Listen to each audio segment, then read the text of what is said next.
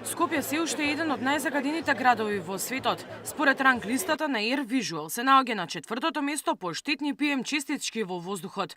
Граѓаните и денеска протестираа за чист воздух пред собранието, бараат конкретни мерки и итна седница на владата за аерозагадувањето.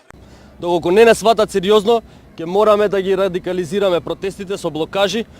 Тоа ќе се договориме накнадно, но поддржуваме иницијативата во рок од 15 дена, додека не мрдне состојбата од мртва точка, да дадеме целосна поддршка и да блокираме дали ќе биде тоа општина град Скопје, дали ќе бидат клучките во градот Скопје, клучните места. Најзагрижени се помладите родители кои секојдневно мора да смислуваат разни начини како да ги заштитат децата.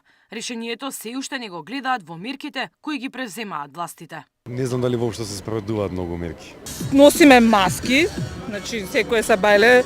Моево дете проверува дали е загадено или не е загадено, дали да стави маска или не. Имаше чат.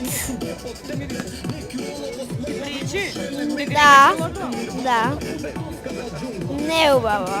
Прв пат мене ми се случило да знам конкретен човек што има починато од загадувањето.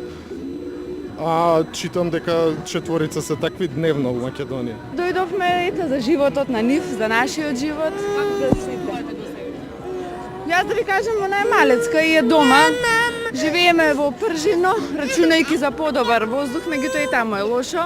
Организаторите на протестот ја поздравија и вчерашната блокада на депонијата Дрисла и изразија поддршка за средношколците кои најавија протести на 5 февруари пред сите средни училишта.